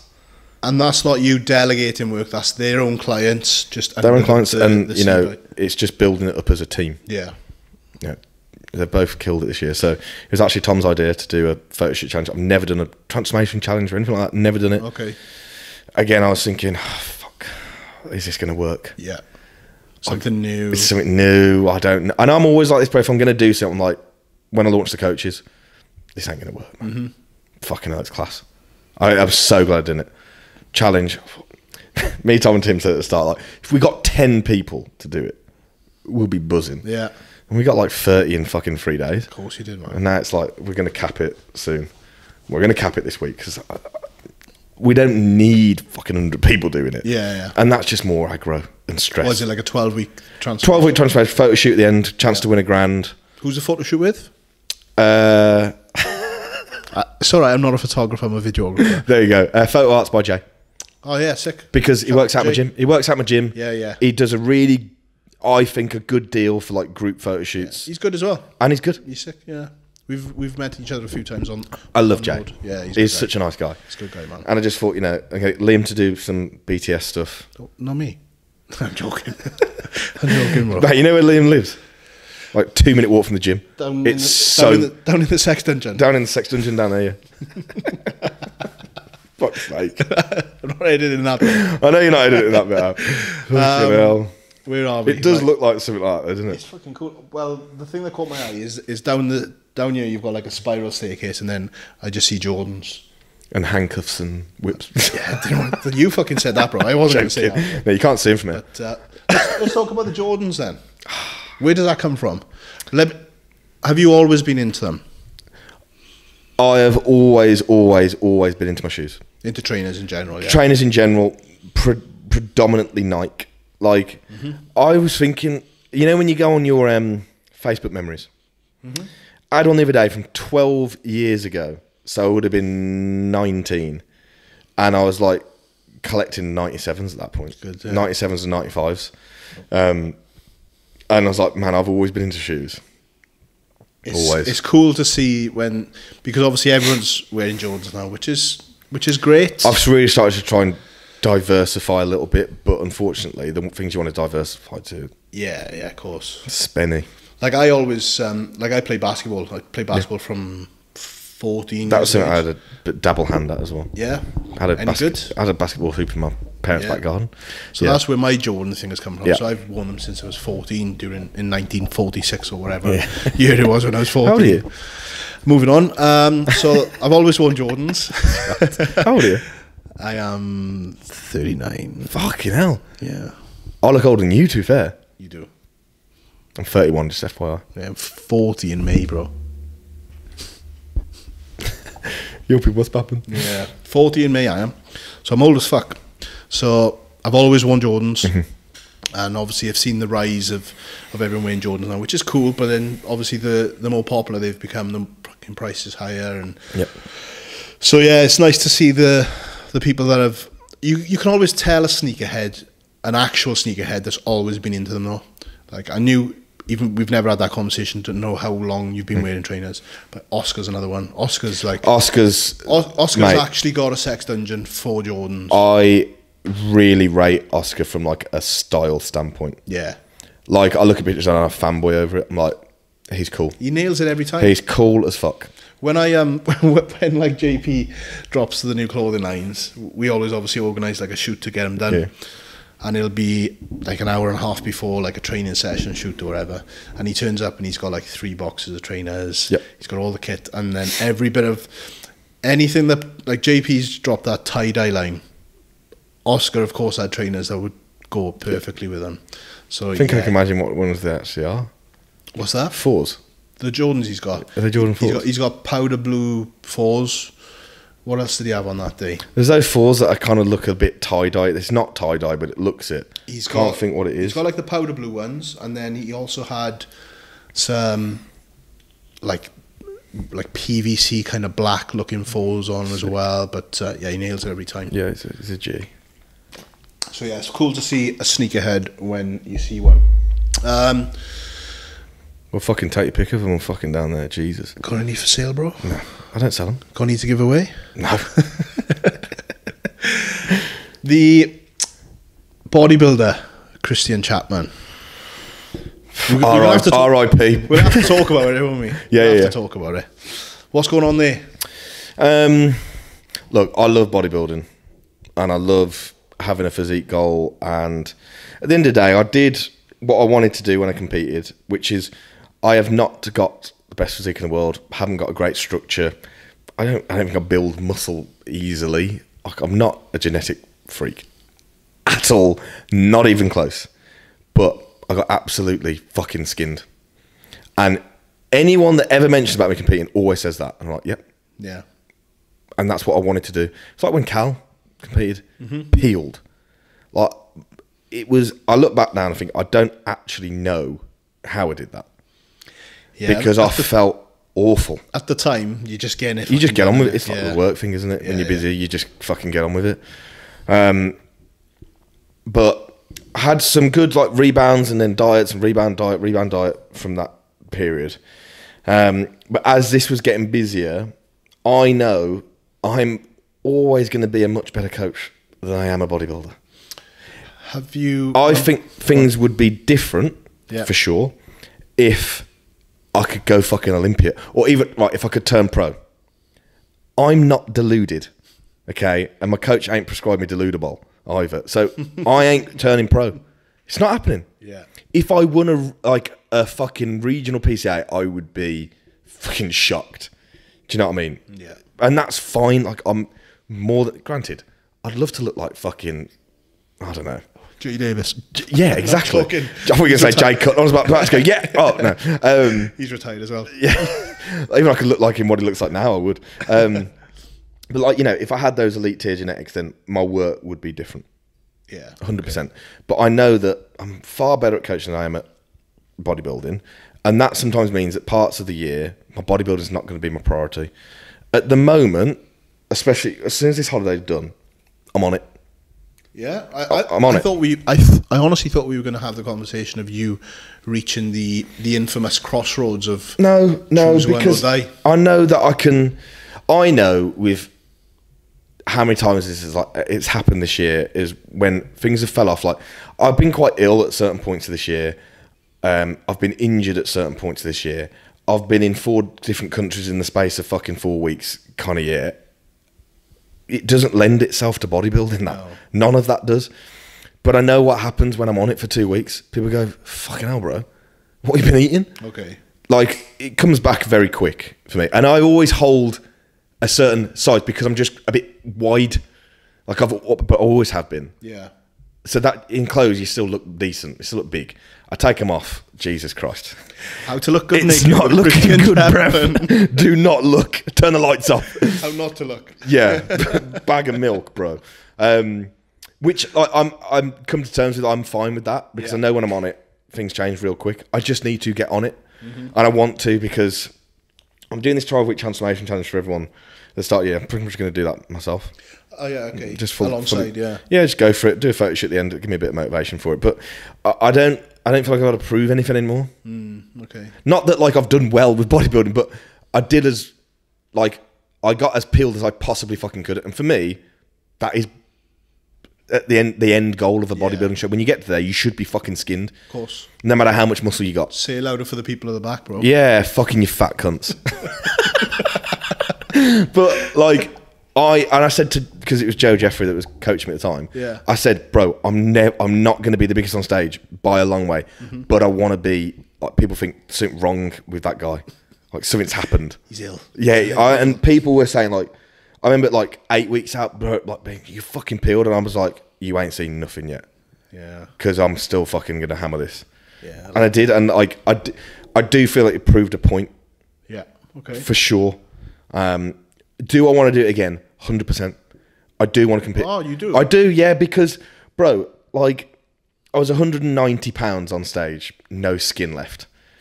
And I've been at my heaviest post that, 255, in all right shape. Like, I look back at the pictures now and think, I loved that look. I was just so fucking round. And, like, at the time, I just felt awful.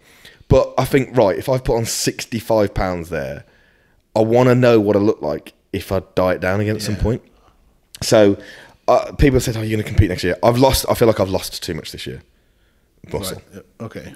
Because I'm still like 245 now, but it's got like just progressively fatter. Yeah. And less muscle. Like my weight has been the same probably for 3 or 4 months. Okay. Just mid 240s, and that it doesn't matter what I do. It just stays there. It just sticks around there. So I'm still like 245 pounds isn't small. But in clothes it looks fine. Without, do you go? But summer's coming. Summer's coming, bro. Summer's coming. So I'm gonna probably do 12-week challenge. See what happens after that. That'll be cool. Yeah. I'd need to do something because I'm not enjoying what I look like at the moment. Yeah. Like, Okay. I don't have the most self-confidence anyway. And then when I feel like I look like shit, it's even worse. You know, because you were once overweight. Yeah. Have you got like a fear of going back to that? No, I did have when I didn't really know anything about it. Do you know what I mean? Yeah, I know exactly what you mean, yeah. Now I'm just like, bro, it's not going to happen. Yeah. It's just not. Because regardless of all the shit that's going on, I still train. Yeah. I still train fucking hard. And I tell you what I've realised, like, which I've found really surprising, especially like this I've been on it really for like last month and a half. Mm-hmm. I've lost no strength whatsoever. I got back in the gym and I always started push, obviously. And I was on the Atlantis press doing 7 plates aside, first gym session back. Granted, I felt like I'd been run over the next day. Of course, yeah. But I was like, strength is there. You know, I've been forgetting to take everything for the last fucking 3 months. Yeah. Do you know what I mean? I should feel like shit and it's been fine. And then I think when stuff like that happens, I just think people really overthink this whole strength loss and shit. Yeah. I've been doing nothing for months. It's their heads that go before anything else. Yeah, of course it is. And I'm just not, my head doesn't go because I'm just not that bothered anymore by it. Like, I know I can get in shape when I want and I'm going to do it. Simple. Yeah. Just the things have to be in line for me to be able to do that. Again, people think they know what busy is. Yeah. Nah, man. No. You don't. And at the end of the day, I could still get it done if I really wanted to when I'm that busy. You can. You can. You can, bro. There's always a way. I didn't want to. And what have I said the whole way for this podcast? I don't do things I don't want to do. Yeah. I didn't want to stay on it because it would detract from my work and it's more important. I think that's really clear to see with people online as well. Like if the want isn't big enough, they might jump into a prep for a show, but if their want isn't big enough, they don't end up getting where they said they were going to go with it. I find that even more so. Oi. Keep going. I find that even more so with the business side of things. How do you mean in terms of the business? So, what I mean by that is a lot of people will book in a business consult with me. Yeah. I want to do this. I'm going to do this. And I'm like, here are the steps that is going to do all of that. Don't see anything happen. Okay. Don't like to talk the talk. Yeah. But not do because everyone sees the people doing well. Oh, I could do that. I don't actually think you can. I don't. Like, because everyone wants the fucking easy way. Yeah. And unfortunately, it is easier for some people. Like, I genuinely think, not me being big-headed, I think it is easier for me because of my personality. That's it. And the way I am with work of like, I've got to do it. Not everyone's like that. Like, I have a lot of coaches say to me, like, bro, how the fuck are you dealing with 130 clients and doing amazing service and stuff? So when someone says that to me, I'm like, oh, is that not normal? I think that's normal because that's my normal. Yeah. Do you know what I mean? But I've had over 100 clients for 3 years plus. For 3 years, yeah. So it's just walk in the park. I do think, though, even though obviously you've got that personality, you know, of what you've got, I do think that over time, that like intensity you can apply to your coaching, to your training, to your fucking preps, you do build that up over time. Because I never used to be this fucking mindset that I've got these days. That's come over the last 9 years for me. So I think it's something that you build up without even thinking about building up, and then before you know it, you're 9 years deep, and then you're looking back and thinking, fucking hell, that was never me like 9 years ago. Yeah, I especially in the last 3 years, I've realised like so much just about myself. Yeah. Do you know what I mean? And like, actually, like for like the first time ever, been like, actually, you're pretty good at this, man. Like, yeah. Sick. Fucking hell, man. You've had a solid year. Like from an outsider looking in, as an insider kind of looking out, seeing what you're doing and seeing you around in Europe and that, it's fucking cool to see, man. Yeah, it's weird. And like, if you said it to me like 3 years ago, you're going to be travelling fucking all over the world doing pro shows with pros and shit like that, I'd be like, what are you on about? You weren't always CBC. You were with so it started as coached by Christian. Okay. And when I had to, I always tell this story. I haven't heard it. When I had to change my handle on IG, I never got rid of coached by Christian. So no one could have Coached by Christian. No dashes, no underscores, no numbers. The OG. Because I did, when I went into it, I thought, one day, it might be just me on my own again. Plan ahead. Yeah, not that... I don't know. Yeah, so I went with Joe, Gareth, Matt, with Physique Collective, because I thought it was a really fucking good idea, and I still think that, you know, putting out good educational content that everyone can understand, not everyone's going to agree with, because unfortunately in bodybuilding, there's 100 different arguments. Opinions and yeah, there is. Yeah, there is. And everyone's got one, which is fine. Again, you can't please everyone, but I think I did that. I was there for probably doing that for like 2 years, I think. 1.5, 2 years. Well, for like COVID to 1.5, 2 years after that, and then obviously this. Yeah, probably like just after COVID, in 2020, end of 2020, I think, and then start of this year, March, I went just coached by Christian. Oh, so it's only been since March.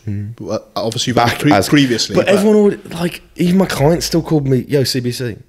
Yeah. Do you know what I mean? Like, it was still a thing.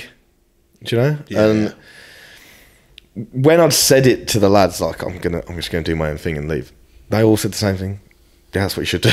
Yeah. Because I am my own thing. Yeah. Did you feel as part of like a team?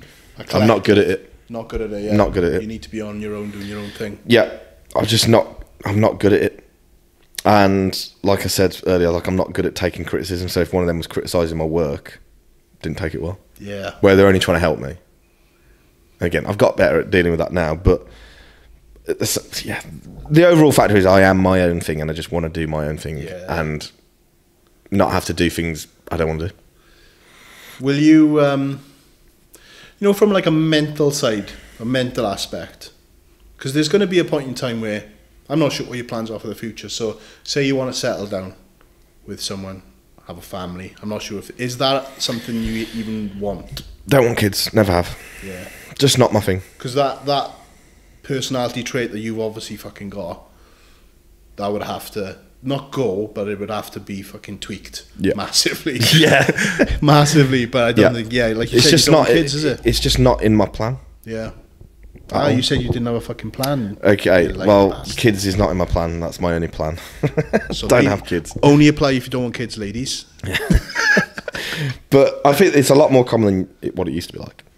Yeah. 100%.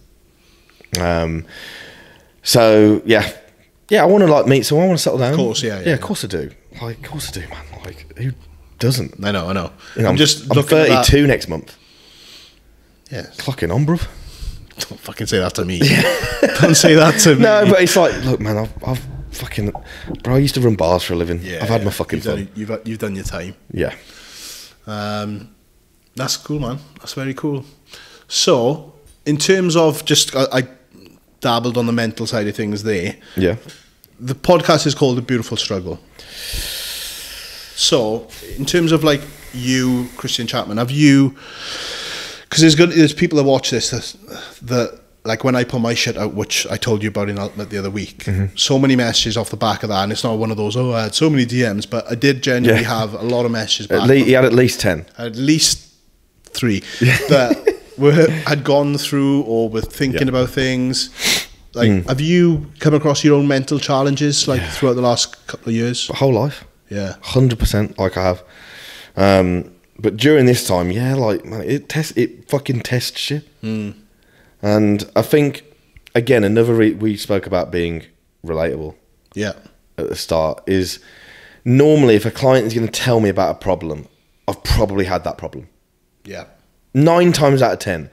And when you reply to them and you're doing your Loom video, whatever, and you're reading through their feedback and they're telling you all this sort of stuff, and it's like, well, funny enough, I had this situation. And I'm always willing to openly speak about stuff because I know it's going to help them, and they'll always say, fucking hell, I didn't know you'd been through that. They thought that they were the only one going through it. Yeah, exactly. And I think it's so easy to look from the outside in and think, fucking hell, what a life, all this sort of stuff. It don't make you happy. No.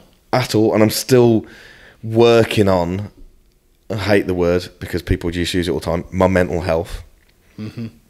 Trying to every day, because like I remember being on I I went on a podcast at the start of here in Dubai, and when it came out, like fucking the amount of people sharing it and stuff, it went. I'm not gonna say it went viral, but it was like their most listened to podcast they've ever had. Okay. And I was like, wow, that's cool. And I was speaking about how I want to get to a point where like my mindset is like elite. Yeah. Nothing can fucking touch me. Goggins style. Yeah, but I've now realised I don't think that's actually possible. Your mindset can get better.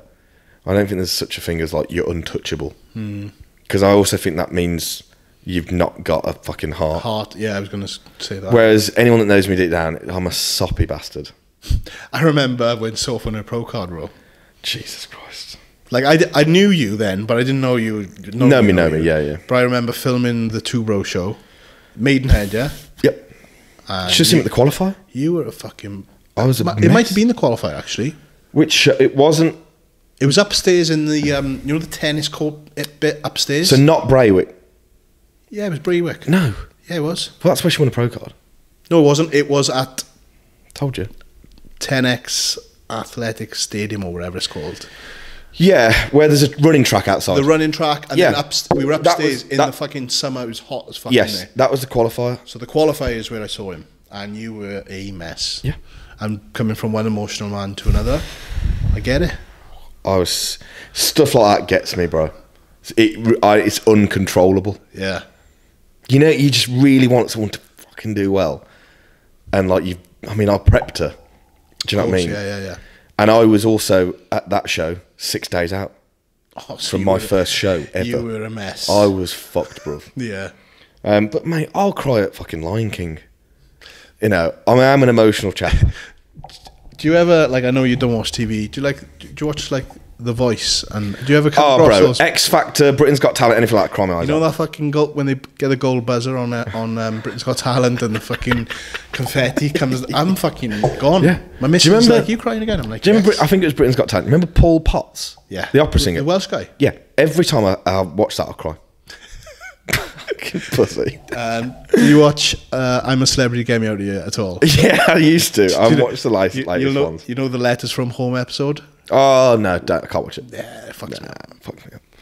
I'm very highly emotional. It's a good thing to have. Yeah, mate. Like I'm never gonna walk around and say I'm fucking well hard, bro. No. I'm not like I'm a little fucking pussy, bro. Yeah, I am. Like, mate, when I've got to go, I'll go. Do you know what I mean? I'll bang. Yeah. But like,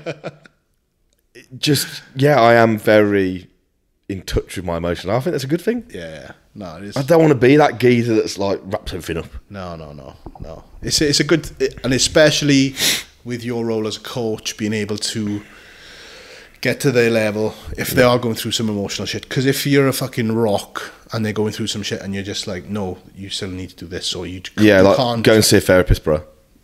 Yeah, that's not advice. No, it's not really. Have you ever had therapy? Yeah. Currently or not? Not currently. I should. I should right now. 100%. I should. Yeah. Yeah, I've still got some things I want to work on, but at the time, the reasons why I was working on it, I don't want to say cured, but... You've overcome the shit, yeah. Mm-hmm. Good. Yeah. Everyone's got a therapist now, though. It's like a thing. It's like a mate, go to America. If you haven't got one, you're fucking weirdo. It's like having a business guru, isn't it? Business guru? I haven't got one. Never had one. Don't need one. Fuck them. Worked, hasn't it? I know there's things I could be doing a better business, but I don't like anyone coming into my business. Okay.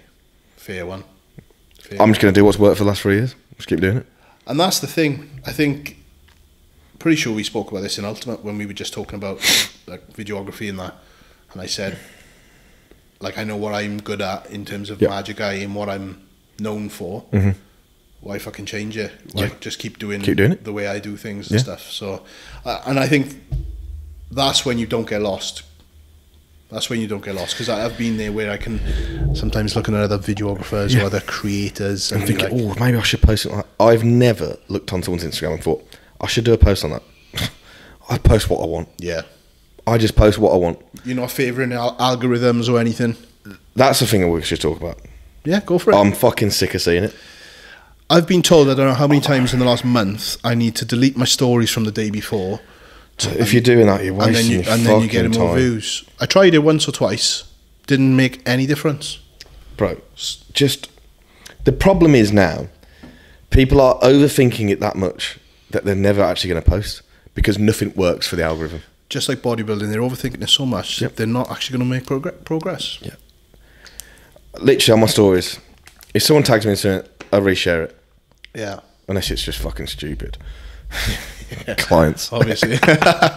No, it's yeah. I'll always reshare stuff like that. I put up pictures that I like. I'll put up pictures of cars. I'll put up pictures of food. I'll put up pictures when I'm out. Whatever. Does it ever change in terms of the interaction it gets? Yeah. Sometimes it gets more. I don't think. You don't care? No. Because I'm just going to post every day anyway. Yeah. I 100% understand why people are trying to work it out, because it's potentially better for their business. Mm-hmm. Just get good at what you're doing, people will do the business for you and just talk about you. Yeah, yeah. Just show up and just be show active. up. And the reason why I always put everything on my story and never delete anything is because I want to be at the fucking top of everyone's fucking thing. And if you're constantly uploading shit, it's going to be there. Yeah, your face is going to be seen. Yeah, the right person's going to see it. So you're not going to be dressing up as a woman like I did for my fucking reel? Probably not, no.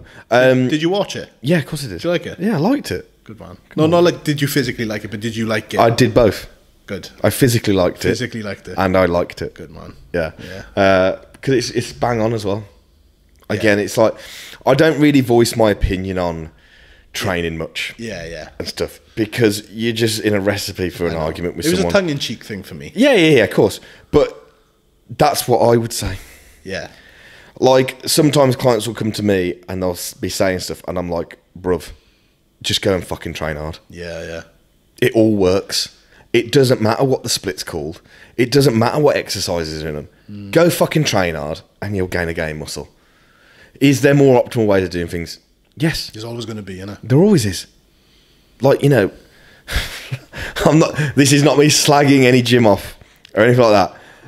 When Ultraflex get a new piece of equipment, this is the best back equipment we've ever used. This is the best hack ever. I'm like, well, last week this was. Do you know what I mean? Yeah. Okay. Just get on it, man, and move the weight. I get it. Yeah. Okay. And there's always ways to improve stuff. Mm-hmm. But I'm very much a believer of fucking hell, if it hurts, it works. Put it on a t-shirt. Good idea. Nice little slogan, that. Yeah. It's true, though. It's just the overthinking thing. It is, yeah, but it's the same in every part of it. Everyone's overthinking algorithms, coaching, feedback of how to do it. Stuff like, man, just do it. Just do the work. Just fucking do it. Because if you're overthinking it that much, you never actually end up doing it. Yeah, you're just going to be going around in circles and spinning your fucking wheels, isn't it? You can deleting your stories all from the day before. Well, as we're coming towards like the back end of this, right? Because I know you got other shit to do. Because you're such a busy, high-flying coach. Just spit this. Instagram. That's going to vibrate all through the fucking mic. That is. Cheers for that, bruv. How was the pro coach meetup? Fantastic. These are questions off Instagram, by the way. Who put that? Oh yeah, yeah. It's great. Yeah? Yeah, I loved it. Anything to say? Nope. Anything to talk about? No. I had fun editing that one. Cal. If anyone's seen the edit, there's a bit of a Chinese lingo going on. I didn't know you could speak Chinese. Yeah. Ni hao. Shall I move on? Yeah. It was great. It was a great day. That was a good day, man. It was nice to see everyone. I didn't actually know you were coming. I knew it was obviously your home gym because we could have got this fucking podcast done there. Yeah. Basically, Cal had messaged me saying, "Have you got Saifan's number?" And I said, "What for?" And he said, "I want to do a meet up there." I said, "If you're going to invite me, I'll give you the number." He said, "Yeah, sound." Okay. There you go. I just thought you came as +1. So yeah, well, So's coached by Zach. So, and I was with Zach the week before actually. Oh, away in France. In France. Love Zach. Yeah, he's a good man. Fucking funny guy. Do you like his blooper reel? Yes. His blooper reel. Yeah, it's fucking. Zach hates fucking recording. You know when you said at the beginning about content? Yep. Zach hates fucking doing content. Zach's a proper coach though. Proper coach. Just wants to fucking coach. Yeah. Doesn't want to do all the other shit that comes with it. Neither do I really, but yeah. Yeah, he loves it. On the subject of coaching then, segue. When did you realise you'd made it at being a successful coach? I haven't made it. Elaborate. Next. Elaborate. Go on. I'm never going to think that. I know I've done all right at it, but I also know that coaching a lot of the times is flavour of the month. Okay. Yeah. One minute you got loads, next minute, fucking hell, everyone's fucking leaving for some other dickhead. Is it hard to deal with then, if that happens? Have you ever had like a surge of people? There's always certain times of the year where things go quieter. November, December. Standard. Always, every year. And when it first happened, I was like, fucking hell, it's over. It happens every year. All back into it from Jan? Bro, this is the first year really. I had quite a few drop-offs in November, and December's been mental in terms of more coming in. Mm-hmm. And it's the first time that's happened. Is that like people getting ready for January? I think so. Want to start 2nd of January, wherever? No, not even that. People are saying I want to start now. Oh, in this period? Yeah. Fair fucking play to that. Yeah. Yeah, like a lot. Which is a surprise because, I know everything down. I have like Never. I have like a spreadsheet of these last 3.5 years of how many people have come and gone. Oh, right, yeah. Over the months. And it's consistent every year of when there's more of an uptick, but this has been the busiest December ever, which kind of think is going to dictate next year. Should be mental. Another crazy one. Have you got a limit to how many people that you take on, or is it kind of like? I've never hit a limit where I think I couldn't do any more than this. Do you want to put how many people you've got? The most I've ever had is 155 in one go. Fucking hell, yeah. But still, everyone gets same morning response, not same day response, same morning response. Every day. Granted, I have more of a life outside of it now. Yeah. Having like 25 less makes a big difference. 25 is a lot. Yeah. But I wouldn't want to go back up there, ideally. Okay. But that's why I've got Tom and Tim. I was going to say that's why you've expanded. Yeah. Love it, man. Tips on how to go bald gracefully. Asking for a friend. That's from Laz Gelsey. Yes, Laz. Bro, bald is beautiful. Is it bald under there, yeah? Yeah. Bicked? No, I don't bick it. I'm due a trim tomorrow, actually. No, my hair still grows. No hair transplants like everyone else is doing? I couldn't doing? think of anything worse. I just couldn't give less of a shit about being bald. I just don't care. Because I saw that come in, actually, on the post. Yeah. And I think it's actually quite a good topic because I think people are terrified.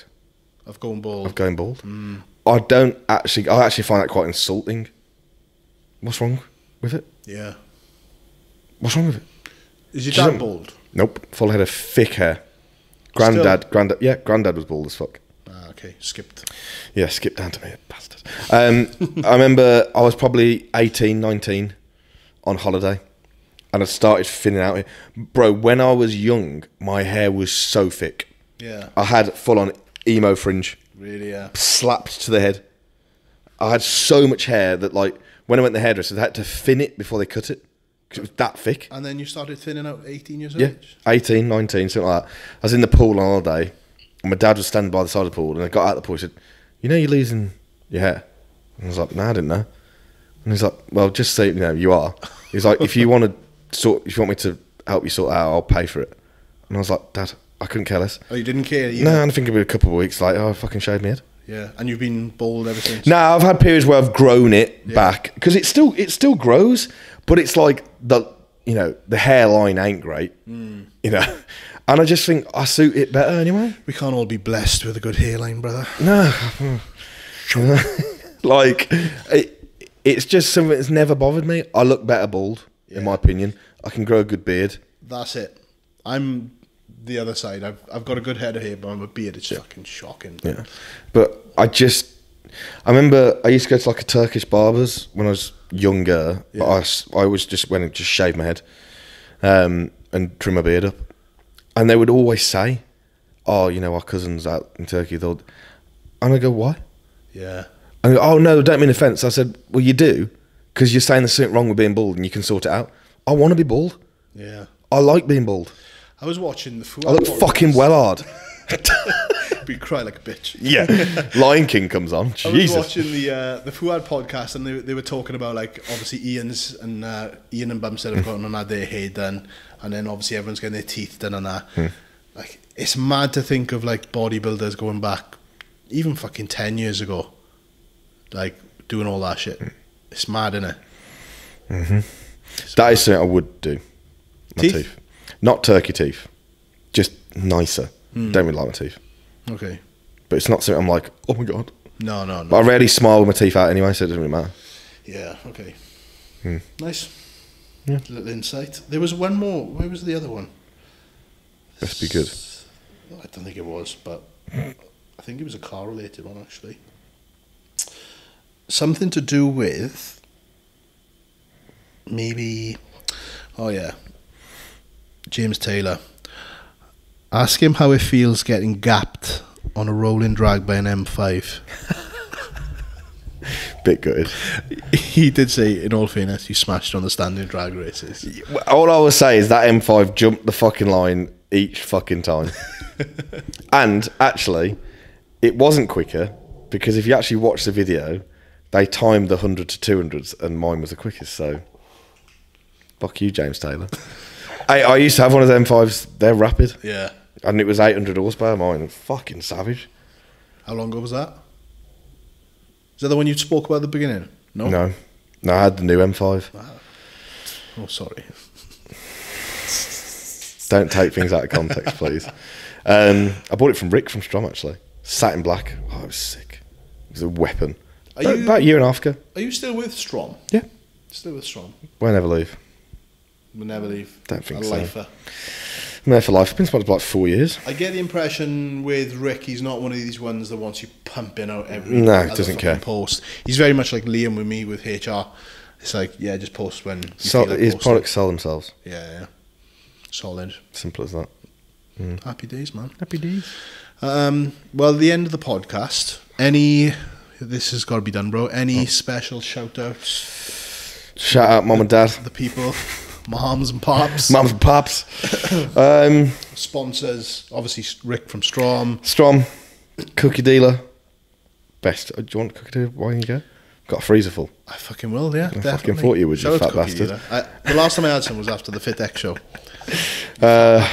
Jeez, that's all I need right now, bro. My sorry, head's in the fucking shit. Oh, sorry. You're a fat bastard. No, I know you love the cookies, bro. Yeah. I know you love the cookies. Build and bake. I don't think you else. Different breed clothing.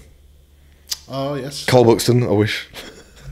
You wish. Fucking wish they sponsored Different me. breed is... Cam and J's. Yes. I love Cam and J. Cam looks sick this year. Shout out to Kamara. Yeah, she looked nuts, bro. Yeah. Fucking in person, it was mental. What's the plan with her now? She probably won't want me saying. Okay. So she can... Perhaps I need some more females on you. Yeah, get Cam on. She's great to talk to. Potentially show back into next year. Okay. Pre-Olympia. On grounds where she would do well. Okay. Just leave it at that before you fucking open a can of worms. Yeah. So the date of the show is... That's quality, man. Well, thank you very much for your time today, bro. I know you've squeezed me in between all your escapades and shenanigans. I'll leave it at that. At Coached by Christian. Coached by Christian, all one word, no numbers. Underscores, none of that B-Tech bullshit. Nah, none of that. He's the original, the OG. The YouTube is... Just type in Christian Chapman. Christian Chapman. How often you uploading? Once or twice a week. Once or twice a week. Try to. YouTube. Still got loads of content coming out, so... Yeah. Shout out to Liam, doing a grand job. Yes. And I think that's it, bro. We finally got it done. Nails. How long is that? I don't fucking know, bro. I'll look at it when I edit it. Yeah, probably an hour and a half, I reckon. Hell. Yeah. Drivel. Yeah, be fine. Fill the gap. Yeah. But yeah, nice one, bro. Thank you very much. Thank you, bro. Thanks for having me. Thank you for watching. Heavy Duty, shout out to them. TBSP for any discounts on purchases. That's 23 episodes wrapped up. I've got a couple of names still in the pipeline. I've already dropped them in the previous episodes. Who's going to come on? James has got the gym opening in January. You're going down to that? JP Gym Shed Might Gym do. opening. I think it's 21st. I might do. Once that's done, hopefully he'll have more time so we can get this done, because he does want to come on here. I was supposed to get Flex on this Christmas. I know you told me. Flex is busy, man. Busy than us. Flex is busy. Whether it happens in the next couple of days, I don't know. But anyway, thank you for watching. Like, comment, subscribe, and I'll see you in 2024. Happy motherfucking New Year. Peace.